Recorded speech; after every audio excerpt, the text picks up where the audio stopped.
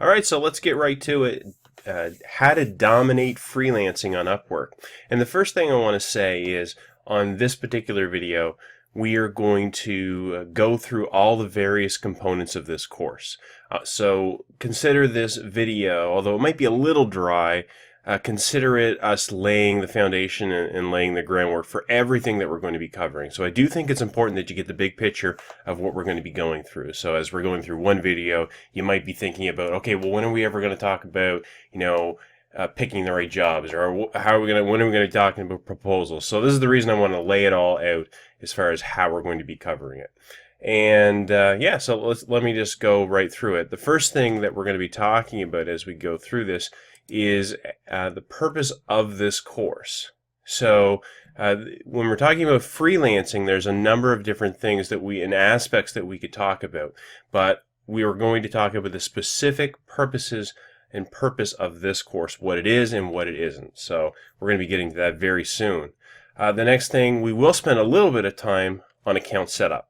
Although I do want to stress that this course really isn't designed to take you through an exhaustive approach of how to sign up for Upwork, Freelancer, or any other of the many freelance websites that are out there.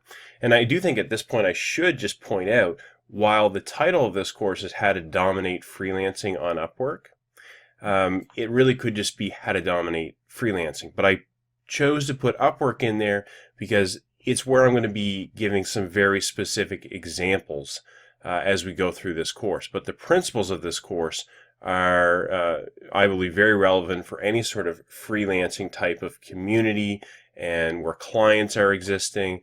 And so I think you'll find that as we go through. But we will spend a little bit of time on account setup because it is important to a certain degree. And part of that will be your profile. So again, other freelance sites might call it something different, but it's basically how you can display your resume and your past experiences. And we will talk about that and go through some of that in one of the aspects of this course. We're going to talk about key success factors. So we're going to talk about it in the big picture in theoretical terms first, and really get down to why things work, why things are important. And in that conversation, we'll also talk about some of the things that probably aren't that important that people can lose a lot of time on. So we are going to take some specific time to say, hey, there's about 100 different things you could be thinking about and focusing on when it comes to your freelancing business and having success in freelancing. Here's the 5 or 10 that you really need to focus your time and energy on. And I really do believe that focusing in on what matters is so important when it comes to having success in freelancing because, anyway, I'm not going to dwell too much on it now, but needless to say, we're going to be talking about that as we go through the course. Your first job. So some of you are watching this and going through this course never having actually done any freelance work, or you've done some freelance work, but you never really thought of it in those terms. You did it for a company that you know or for someone individually that you know, and you did some work for them. Well, that's actually freelance. But when it comes to freelance communities online and freelance websites, maybe you've never done any work that way. And I will tell you that getting those first jobs, executing those first jobs is absolutely critical, and it can seem like an impossible hurdle to get over. And some of you perhaps watching this course have tried. You're like, well, I just couldn't get a job. It seemed like everything was stacked against me. So we're going to talk about that because it's really important. For some of you, you've already done plenty of jobs, and you may not need to spend too much time on this particular aspect of the course, but you may find it interesting and be able to relate to it. Now, the next thing we're going to be talking about is the money. So very important when it comes to freelancing. How much are you earning, and how much is Upwork, for example, or are other freelancing websites, what kind of a cut are they taking? What percentage of your earnings are they taking away because of the services they provide? So we'll talk a little bit about that. Then we're gonna start really honing in on how do you pick the right jobs? How do you pick the right people that you want to do work for? And there really are a number of things that you need to focus in on. And it can be different depending on how much you're just getting started versus your strategy of if you want to work for just a couple of clients and have really long-term relationships versus transactional business where you want to do X number of jobs per week. All things to be thinking about when it comes to picking the right job. So we're really going to dive into that and spend some time on that. Very important part of this. Now, just as important are jobs to avoid, clients to avoid, and red flags to look for. So we will be spending time on that through the course as well. All right. Next, if the next thing we're going to be spending time on is proposals.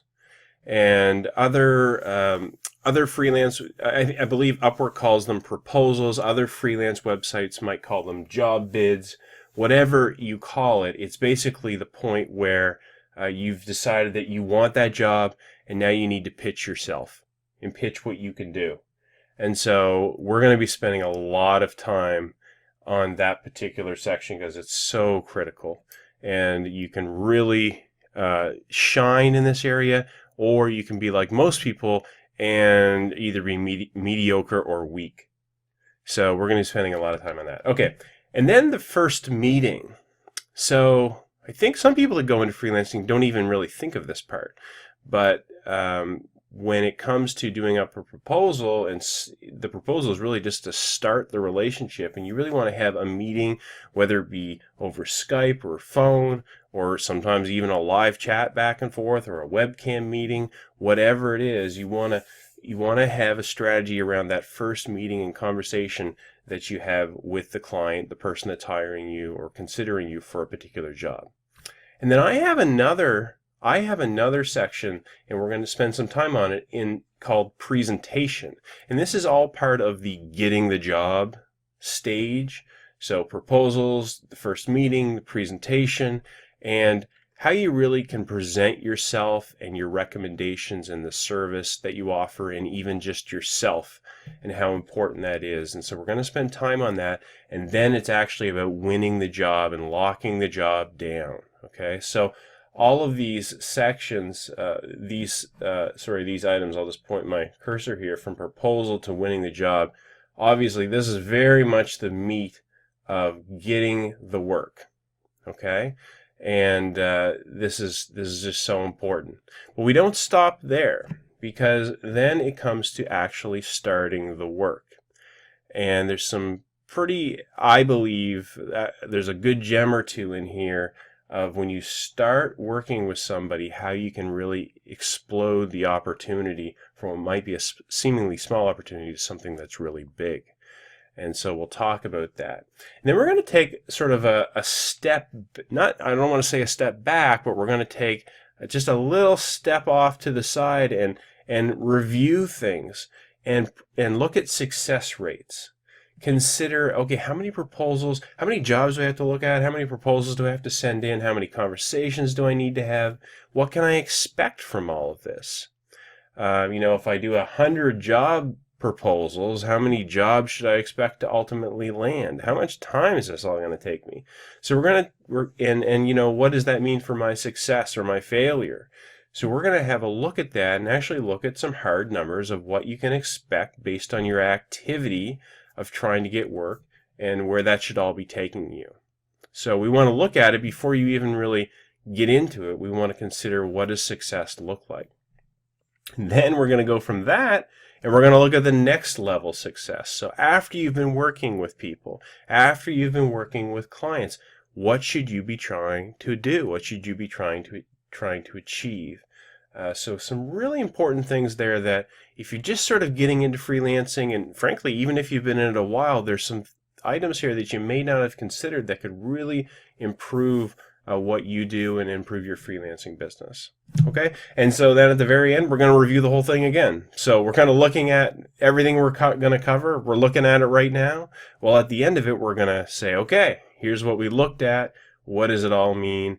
And where do we go from here? So so I hope this makes sense. I wanted to introduce you to what the entire course is going to look like, and we're going to bite these off one at a time, and we're going to be referring back to items and pieces of the course that we've done, and I may even refer to other upcoming pieces of the course as we go through it and say we're going to be covering it in detail later on. but I wanted you to get the full big picture before we dive in. All right, so let's get going.